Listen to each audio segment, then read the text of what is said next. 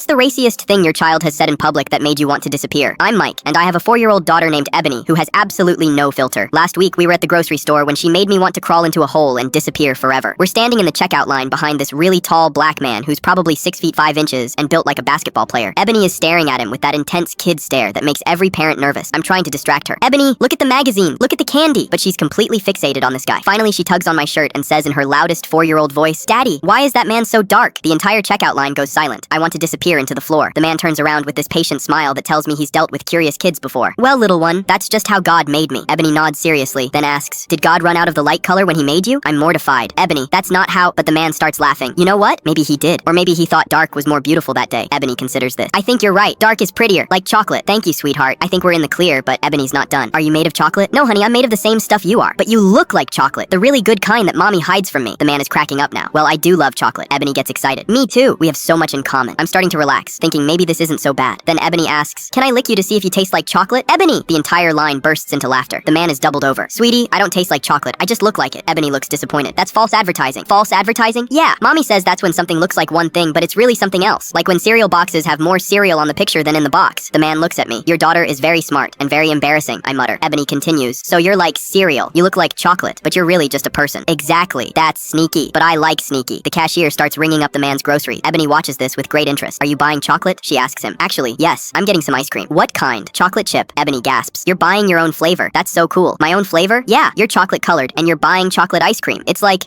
matching." The man starts laughing again. "I never thought of it that way. Do you always buy chocolate things because you match?" "Not always. Sometimes I buy vanilla." Ebony's mind is blown. "You can buy vanilla even though you don't match?" "Of course." "Wow. That's like wearing a red shirt when you have brown hair." "Exactly like that." Ebony thinks about this. "So matching isn't a rule?" "Nope, not a rule." "Good, because I have blonde hair, but I like strawberry ice cream, not vanilla." That makes perfect sense. As the man is finishing his transaction, Ebony asks, "What's your name?" "I'm Marcus." "Hi, Marcus. I'm Ebony. You're my first chocolate friend." "Ebony!" Marcus is dying laughing. "Well, Ebony, you're my first cereal comparison friend." "We're both firsts. That's special." Marcus pays for his groceries and turns to leave. Ebony waves enthusiastically. "Bye, Marcus. Thanks for teaching me about false advertising." "Bye, Ebony. Thanks for the chocolate compliment." As he walks away, Ebony turns to me. "Daddy, I like Marcus. He's nice, and he looks like dessert." The cashier, who's been trying not to laugh this whole time, finally loses it. "Sir, your daughter just made my entire day." Ebony tugs on my shirt again. "Daddy, can we invite Marcus over for dinner?" "Ebony, we don't know him well enough for that." "But he likes chocolate ice cream. We have chocolate ice cream." "That's not how friendships work, sweetheart." "Why not? We both like chocolate." "That's a good start." Ebony continues. "Plus, he's really tall. He could help us reach things on high shelves." "Ebony, we can't invite strangers over just because they're tall." "But he's not a stranger. He's Marcus, my chocolate friend." "He's still a stranger, honey." Ebony thinks about this. "Well, can we at least wave if we see him again?" "Of course we can wave." "Good. I want to ask him if he's tried white chocolate." As we're walking to the car, Ebony says, "Daddy, I learned something important today." "What's that?" "People are like ice cream. They come in different flavors, but they're all still ice cream."